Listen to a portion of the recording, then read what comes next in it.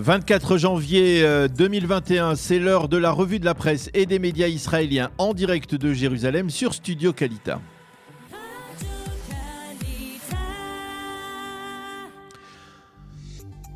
Ceux qui auraient eu tendance à crier victoire face au coronavirus en Israël sont forcés de le reconnaître ce matin. Le combat continue et même se durcit considérablement. Les manchettes des quotidiens israéliens sont des manchettes douloureuses et fermes. Douloureuses comme la manchette du Yediot Aharonot qui annonce qu'Israël enregistre un triste record.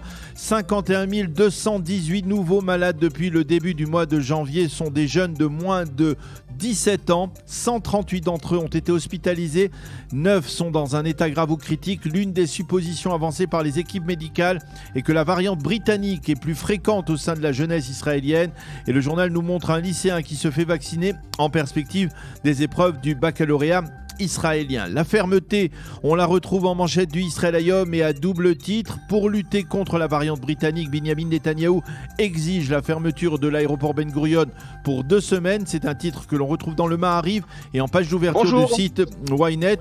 Et la seconde mesure que le Premier ministre entend prendre, c'est le durcissement dans les contraventions dressées aux réfractaires et à ceux qui ne respectent pas les mesures de restriction.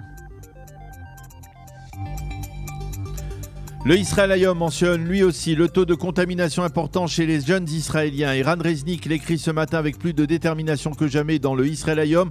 En dépit de l'opération de vaccination, Israël est au cœur d'une grave crise médicale et le journaliste spécialiste du domaine médical s'insurge contre le silence du ministère de la Santé face à la saturation des départements Corona. Pour Eran Reznik, le ministre de la Santé aurait dû chaque soir faire un point de presse dans les départements Corona des grands hôpitaux israéliens.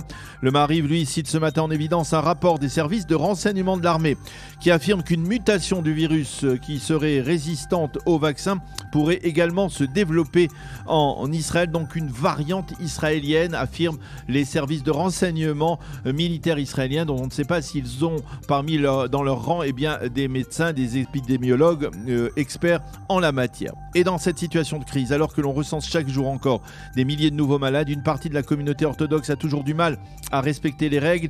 Yair Cherki, le correspondant de la chaîne 12 dans la communauté, explique que l'un des principaux rabbis chassidiques, le rabbi de Vizhnitz, a donné l'ordre d'ouvrir les Talmudei Torah et les yeshivot à partir d'aujourd'hui. Quant au Rav Kanievski, il envisage d'appeler à la réouverture de ces écoles. Le Yediot Aharonot titre « Les violations des règles s'élargissent dans la communauté orthodoxe ».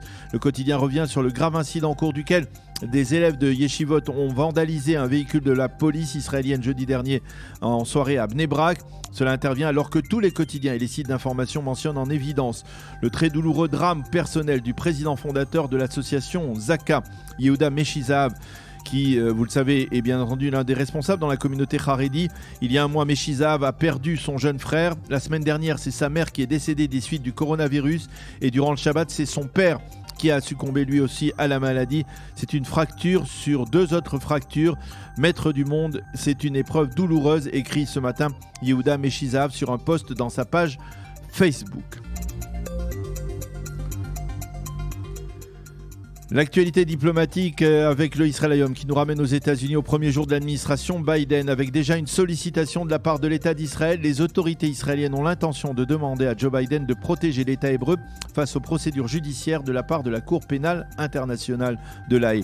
Comment ? Eh bien tout simplement en soutenant la nomination d'un nouveau procureur général qui ne soit pas hostile à Israël. En effet, Fatou Bensouda, la procureure qui entendait poursuivre les officiers de Tzahal et a quitté ses fonctions. Et en Israël, on y voit là une fenêtre d'opportunité pour neutraliser les effets de cette Cour pénale internationale. Toujours dans le Israël Hayom, le professeur Avraham Ben-Zvi, qui est l'expert du journal dans les relations israélo-américaines, considère que Joe Biden a commis d'emblée une première erreur en voulant s'attaquer dès ses premières heures à la Maison-Blanche à l'héritage, au patrimoine laissé par Donald Trump. Une page politique maintenant, tous les quotidiens israéliens le mentionnent. C'est aujourd'hui que le Parti travailliste se désigne son nouveau chef de file, un parti qui n'est plus que l'ombre de lui-même et qui ne parvient pas à se hisser dans les sondages au-dessus du seuil d'éligibilité. Les quotidiens israéliens soulignent que pas moins de 7 candidats se présentent pour le poste de président. Les observateurs avisés considèrent que la victoire devrait revenir à la députée travailliste Merav Michaeli. Nous sommes à 3 jours de la journée internationale de la Shoah fixée par l'ONU et ce matin, le Israël Hayom mentionne cet anniversaire en nous annonçant une triste nouvelle. Le décès d'Yitzhak Belfer, l'un des derniers enfants orphelins de Janusz Korczak. Yitzhak Belfer avait 98 ans. Il avait vécu dans l'orphelinat de Korczak entre 1930 et 1938. Après la prise de Varsovie par les nazis, à 16 ans, il s'était enfui vers les forêts de Russie et s'était enrôlé ensuite dans l'armée rouge où il survivra à la fin de la guerre. Il montra en Israël en 1949. Yitzhak Belfer était peintre, un peintre talentueux qui a œuvré durant toute sa longue vie pour perpétuer le souvenir de Janusz Korczak.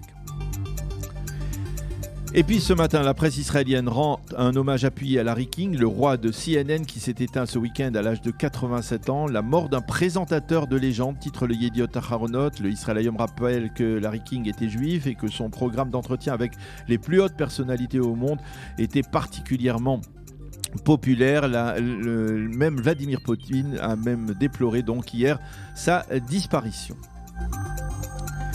Et puis ce matin, en marge de l'actualité brûlante, le Yediot Aharonot soulève un débat étonnant sur l'une des photos historiques les plus célèbres de l'histoire d'Israël. Il s'agit de la photo de David Rubinger montrant les 3 parachutistes de Tsahal le 7 juin 1967 devant le Kotel libéré. En effet, alors que l'identité de 2 des 3 soldats est certifiée, il s'avère que celle du 3e soldat ne l'est pas, en tout cas au moins pour une famille israélienne. Il s'agit du soldat qui figure à gauche sur la photo. Depuis des décennies, il a été établi qu'il s'agissait de Tzion Karsinti, qui, à chaque anniversaire de la libération de Jérusalem, retrouve ses 2 camarades pour prendre une photo symbole. Et bien ce matin, le Yediot Aharonot nous explique qu'il y a contestation et que le membre de la famille d'Avraham Burnstein, qui est lui-même décédé aujourd'hui, affirme que c'est lui qui est le 3e para. Cette famille va même jusqu'à déposer un recours devant la justice pour essayer d'avoir gain de cause à ce sujet. C'est la fin de cette revue de la presse et des médias.